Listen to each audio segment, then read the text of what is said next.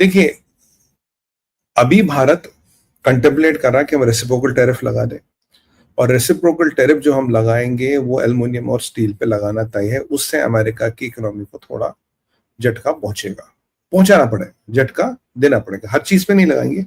Aluminium और steel की बातें हो रही, लगभग लगभग एल्युमिनियम स्टील की बात मान लीजिए तय है, उस पर टैरिफ लगेगा।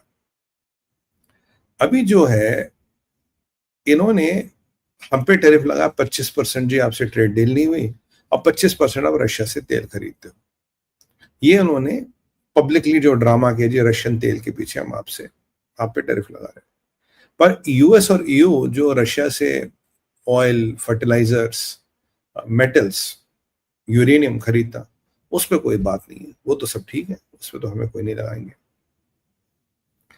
यहां जो यूएस के एक्सपोर्ट से करीब करीब 40-45 बिलियन डॉलर पे जो टैरिफ लगा है, और 40-45 बिलियन डॉलर पे नहीं लगा, लगभग 80-85 डॉलर में से आधे पे लगा, आधे पे नहीं लगा। तो मोटा मोटा हम एक मान लेते हैं कि करीब करीब 40 बिलियन डॉलर पर टैरिफ लगा, 40 बिलियन डॉलर पर टैरिफ नहीं लगा। जैसे दवाइयां हैं, वो इन्हें चाहिए, उस पर टैरिफ नहीं लगाया है। अब अगर मेरे को एक ध्यान आया, यार इन्होंने टैरिफ लगाया किस पे?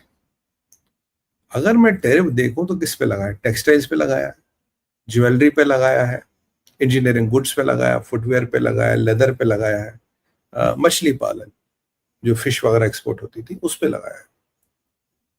इसका क्या मतलब हुआ? इसका मतलब हुआ कि आपने ये टैरिफ लगाया कुछ चुनिंदा सेक्टर्स पे।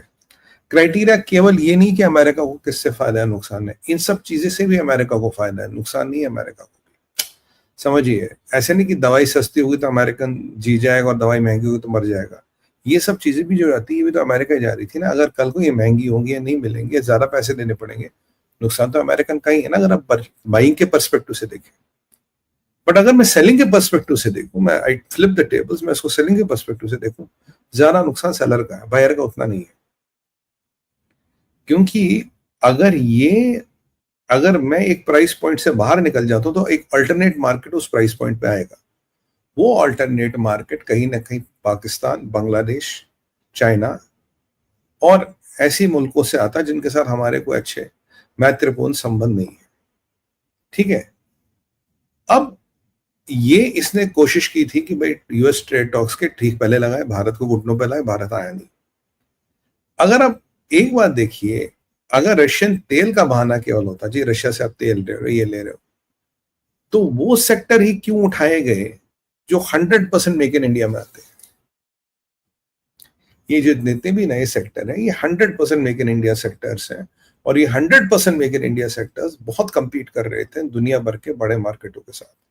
पाकिस्तान से एक्सपोर्ट्स हो, वियतनाम से एक्सपोर्ट्स हो, चाइना, लाओस, कंबोडिया, बांग्लादेश, इन सब से ये हमारे प्रोडक्ट्स को कंपेयर कर रहे थे, कंपीट कर रहे थे, और हमारे प्रोडक्ट्स नंबर 1 थे।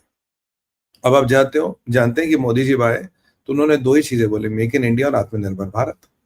और कहीं ना कहीं इन दोनों पे चोट करके आप दोनों पे एक चोट करने की बात कर रहे हो। यूएस में जो मैन्युफैक्चरिंग का ख्वाब यूएस देख रहा है, और यूएस में जो काफी मैन्युफैक्चरिंग लॉबीज है, वो अब इस चीज को चिंतित थी लेके, क्योंकि हमारा एक्सपोर्ट $770 बिलियन का है और अब की बार उम्मीद है 1 ट्रिलियन कर लेंगे, तो वो इस चीज को चिंतित थी लेके भारत का एक्सपोर्ट केवल अमेरिका में ही चीजें डिस्टर्ब नहीं कर रहा। भारत अब manufacturing because of the American marketing economy जो स्केल मिलता है, तो आप दुनिया के बड़े से बड़े मार्केट में कंपिटेटिव होते जा रहे हो। Your products are getting competitive in बड़े से बड़ा मार्केट, और ये कहीं ना कहीं हमारे कंपिटेटिवनेस को, प्राइस कंपिटेटिवनेस को हमें चैलेंज कर रहा है। मेक इन इंडिया के अंतर्गत जो मोदी जी का कांस्टेंट स्ट्रेस रहा, क्वालिटी क्वालिटी क्वालिटी, अभी हमने पेटेंट्स फाइल किए, क्वालिटी हमारी प्रोडक्ट्स की अच्छी थी, कटिंग एज थे, सस्ते थे, हम जबरदस्त तरीके से, बहुत फास्ट तरीके से हम मार्केट शेयर उठा रहे थे। अब ये जो 1 ट्रिलियन का एक्सपोर्ट का हमारा बेंचमार्क है, उसके पीछे गति शक्ति प्रोजेक्ट है, उसके पीछे भारत माला, सागर माला, जो उसकी पूरी तैयारी चल रही है कि हमें ये 1 ट्रिलियन का मार्केट कैसे कैसे लेना, कहां से लेना है। तो ये अमेरिका के जो एचकेज हैं, इनको कहीं ना कहीं दिक्कत आ गई कि भाई अगर ये बन गया, फिर गति शक्ति से आपका लॉजिस्टिक कॉस्ट घटेगा, तो भारत एक परमानेंट मार्केट बना देगा। और अमेरिका को कहाँ चुकता भारत? अमेरिका को भारत चुकता मिडिल ईस्ट में, साउथ अमेरिका में और अफ्रीका में। अफ्रीका में से हमने इनको क्या, चीन को भी लताड़ दिया। तो ये जो एक permanent market make in India चीजें बना रहे थे, उसमें कहीं ना कहीं जाके ये आघात करने की कोशिश की है। और ये जो राजनाथ सिंह जी का इशारा था कि आप हमारे यहां बनी हुई चीजों की कीमतें बढ़ाना चाहते हैं, मैं इसको रिकॉर्ड कर रहा था। राजनाथ जी कह तो रहे थे यार, मतलब राजनाथ जी का इशारा कहाँ की तरफ था? जब चीजें महंगी हो गई यार, अमेरिका का मार्केट गया तेल लेने। बाय द वे, अभी हमने 50 मार्केट आइडेंटिफाई किए हैं जहां हम डाइवर्सिफाई कर रहे हैं। 50 मार्केटों पे काम हो रहा है, 50 मार्केट्स पे काम हो रहा है, और हम अपने प्रोडक्ट्स को डाइवर्सिफाई करेंगे। पर राजनाथ सिंह जी का आप इशारे को डिकोड करिए कि तुम दुनिया के बॉस हो, कि हमारी चीजें महंगी हो और हमारी चीजें बिके ना। तो basically middle east, north Africa, Africa और साउथ अमेरिका के जो मार्केट्स है, उस पर मेक इन इंडिया जो इनिशिएटिव है वो हावी हो रहा था। और इस प्राइस पे, इस क्वालिटी पे चीजें सप्लाई करना किसी के लिए मुश्किल था। अब बोलोगे चाइना आपसे सस्ता है, पर चाइना का वही है ना, चले तो चांद तक नहीं तो रात तक। चाइना शायद हमसे सस्ता है, पर चाइना की रेप्यूट ऐसी है, चाइना की क्वालिटी ऐसी है, कोई चीनियों को हाथ नहीं लगा रहा था। We were getting to be, अगर आज को मैं आपको बोलूं दुनिया में बेहतरीन गाड़ी कौन सी है, तो शायद आप नाम लेंगे मारुति सुजुकी का, टोयोटा का। टोयोटा और मारुति बेहतरीन गाड़ियां क्यों है? कॉस्ट ऑफ रनिंग बहुत कम है, इनिशियल कॉस्ट कम है, कॉस्ट ऑफ रनिंग बहुत कम है, स्टैंडर्ड है, रिलायबिलिटी है। आज अमेरिकन गाड़ी क्यों नहीं चलती? एक तो महंगी है, फिर रनिंग कॉस्ट ज्यादा है। जर्मन गाड़ियां बहुत बढ़िया है, पर कॉस्ट रनिंग ज्यादा है। अब भारत की और जापान की गाड़ियां दुनिया भर में क्यों बिकती है? कॉस्ट कम है और मेंटेनेंस भी कम है। बिल्कुल इसी तरह से मेक इन इंडिया जा रहा था, कॉस्ट कम, मेंटेनेंस कम, क्वालिटी बहुत ज्यादा। ये इन एचकेएस को तकलीफ हो गई। और यही राजनाथ सिंह जी का जो मैं इशारा डिकोड कर पा रहा था, यही इनका कहीं कहीं चीजें थी कि ये परमानेंट मार्केट खा रहे, परमानेंट डिस्टेबलमेंट कर रहे।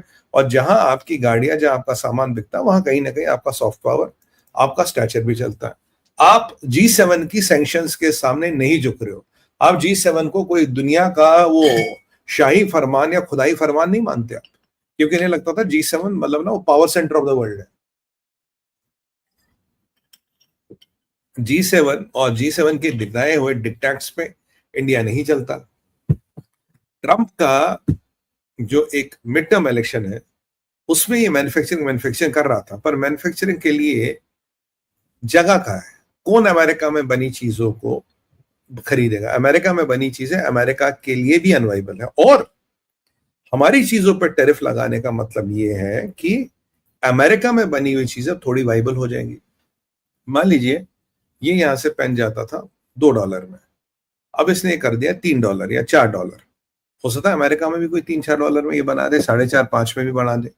तो पहले जो $2 वर्सेस 4.5-5 का अब गेम था, उसको इसने कहीं ना कहीं आधे डॉलर, $1 के अंतराल में, डिफरेंस में लाके खड़ा कर दिया। ये इसकी कहानी है। ये पॉलिटिकल गेम था, डोमेस्टिक ऑडियंसेस के लिए था, और कहीं ना कहीं भारत की इकोनॉमी और मोदी सरकार को रोकना था। भारत को थर्ड लार्जेस्ट इकोनॉमी बनने से रोकने की साजिश थी कि आप ये जो आज काम 2 साल में होगा, इसको शायद 4 साल में हो। और तब इलेक्शन आएगा तो मोदी जी ना चुन के कोई और आ जाए, इनका कोई चमचा चवाड़ा चुन के आ जाए। आप जानते हैं इनके चमचे बहुत हैं यहाँ पे, वो चुन के आ जाए और हमारा काम हो जाएगा। तो फिलहाल एक टाइम बर्न बाई करने की एक कवायद थी। इसलिए आज याद कीजिए, मोदी जी ने इनको बोला हम बहुत जल्दी।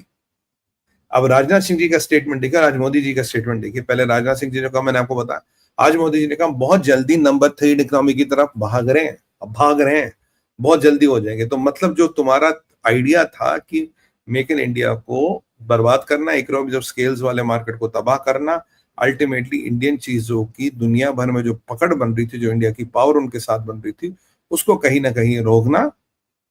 और मोदी सरकार पे एक इतना प्रेशर डालो, देखो कि पब्लिक प्रेशर और फीलिंग सेंटिमेंट में मोदी सरकार क्या करेगी। फीलिंग सेंटिमेंट की भारत की इकोनॉमी को कॉम्प्रोमाइज कर दिया जी, किसान का हक बेच दिया, बुनकर का हक बेच दिया, एमएसएमई को खत्म कर दिया।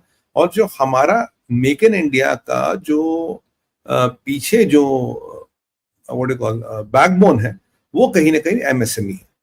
उस एमएसएमई पे चोट करनी है, ठीक है जी, उस एमएसएमई पे चोट करनी, कि मेक इन इंडिया वही बनाता है।